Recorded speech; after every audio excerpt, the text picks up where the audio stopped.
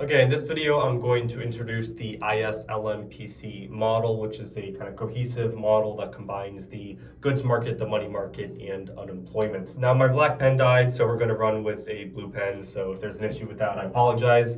We're also going to introduce two equations that denote the model and graphs that we're going to look at in that equation form. I won't be too complicated. We really will just cover the basic kind of dynamics here. So first, I'll just write the title, so we'll say the ISLMPC curve is what we're going to look at. Now, this dissolves if we want to graph it out into two different graphs, the first of which covers the IS and the LM curves, and then the second of which covers the Phillips curve.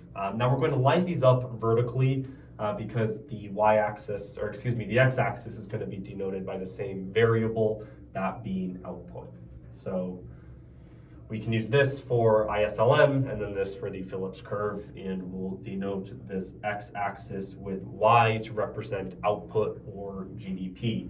Then for this top graph for the IS and LM curves, we're going to use R, or the real interest rate, on the y-axis. Now, the real interest rate is basically equivalent to the nominal interest rate minus inflation.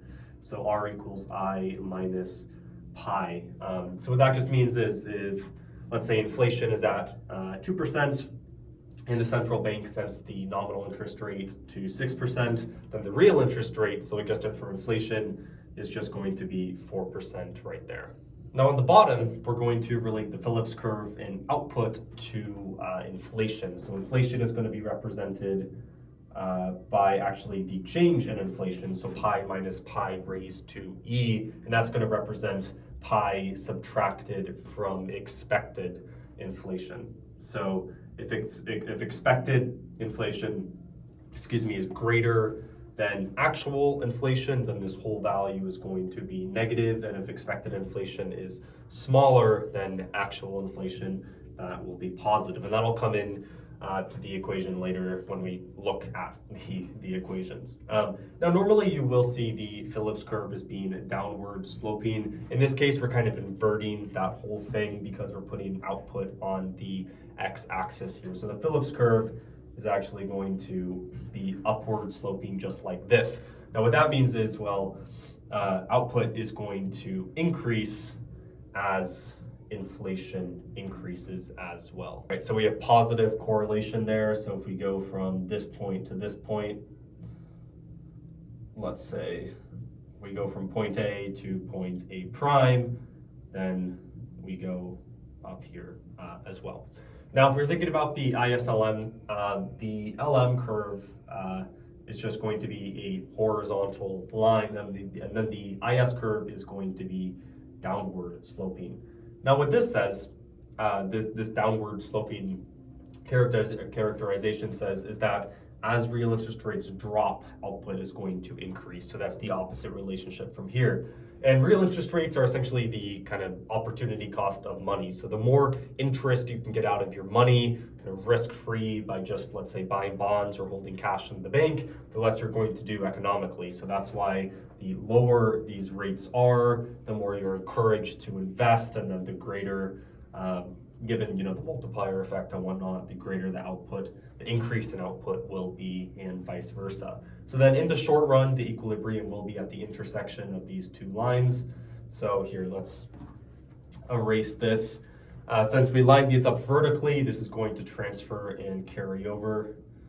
So the short run equilibrium is just going to be right here on the Phillips curve, and then correspond with some level of inflation. So we can call this y pi, and then we have some level of the interest rate. So then to capture the short-running equilibrium, we can look at our first equation, and we will start with a condensed form of this equation, or derive it from basically just output equals to consumption plus investment plus government expenditure, right? That's something you're most likely very familiar with.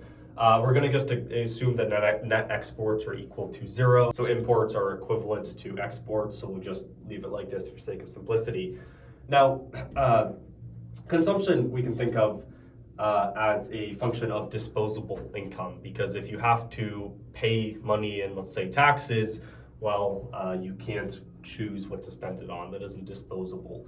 And then disposable income is just going to be output minus taxes, if we think about that on the overarching level, right? So we have consumption as a function of then your output subtracted from your taxes. For investment, then, we can think of it also as a function of output, since you are going to invest some fraction of what you earn. So we can say, in here, I'll shift this over. Let's create some space up here. So we have output is, make that a bit lower. Output is equivalent to consumption as a function of disposable income plus investment as a function of y. And then this is where we're going to pull in the real interest rate, since the amount you invest is going to relate to the opportunity cost of money or the interest rate. And then also we're going to throw a variable x in there. And what x is going to represent is kind of the borrowing costs or the friction of transacting money, because that determines also, in a sense, how you're going to allocate it, so whether you're going to invest it or not. And then government spending is just going to be exogenous in this model, so we can just keep it at G. So in a cumulative sense, then, this describes the short-run equilibrium for this graph, for the IS and LM curves, right? So again, just to sum it up, we have consumption as a function of disposable income. We have investment as a function of output, interest rates, and borrowing costs. And then we have government spending. So that describes this graph, and we won't get into some, the actual relationships there. We can do that in another video. And then the second equation we're going to look at is going to model out this graph. Okay, so that second equation is going to state that current inflation minus expected inflation, so that's what we have on this axis, is going to equal negative alpha, and I'll explain what that means in a second, and then unemployment subtracted from the natural rate of unemployment. So we have, again, the change in inflation, or current inflation minus expected inflation, is equivalent to negative alpha multiplied by current unemployment minus the natural rate of unemployment. And alpha in this case is kind of going to represent the strength of the relationship, or the kind of elasticity, in a sense, of this kind of set of variables as related to this one. So you can just think of it for right now in terms of its sign, because we're going to look at the relationships here. So there are essentially three cases we can think about here. If we think about how unemployment is going to impact this whole situation in inflation, and then in turn affect both of these graphs. So number one is that unemployment is larger than the natural rate of unemployment. Number two is that current unemployment is equivalent to the natural rate of unemployment. And then number three, that current underemployment is under the level of the natural rate of unemployment. So then we can think about, well, what kind of, are we going to get positive or negative values through this equation given each of these cases? Now, if unemployment is larger than the natural rate of unemployment, then this is going to be positive in the parentheses here. So we'll write that as positive. If they equal each other, right, that's just going to be 0. We'll just denote it as 0. And then if U is smaller than U of N, then you're going to have a negative value. Now, if we pull in alpha over here, we know that alpha is negative. So then we have a positive multiplied by a negative is going to bring about a negative. 0 times the negative is just going to be 0, and then 2 negatives is going to be a positive. So then we can think about, well, what does this say? What does a negative, a 0, or a positive value on the right side of the equation say about the left side of the equation? First off, if it's 0, then we know that inflation must equal expected inflation, right? Because they have to be the same value. So that essentially means that the end, let's say, inflation is going to be 0. And we can write this to be more specific as inflation is equivalent to expected inflation. Then we can think about, well, if this is a negative, If this equation has to be a negative value, then we know that expected inflation has to be larger than inflation, right? Because let's say this is 6, this is 2 minus 6 is going to be a negative, for example. So we know that the expected inflation is going to be larger than current inflation. And then the opposite applies if this is positive, right? If this is positive, then inflation, so current inflation, has to be larger than expected inflation.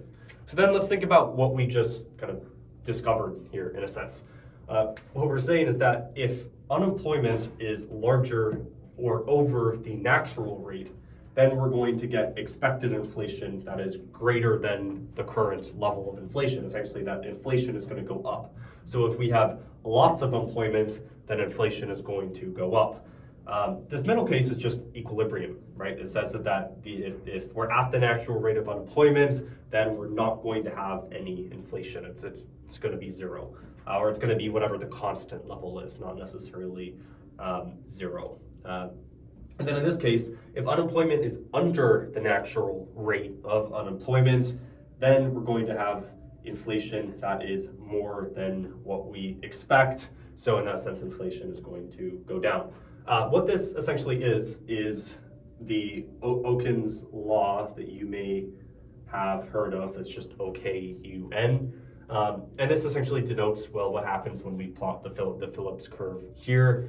And then cohesively, what this model aims to let us do is kind of view how real interest rates, inflation, output, and then unemployment all relate to one another.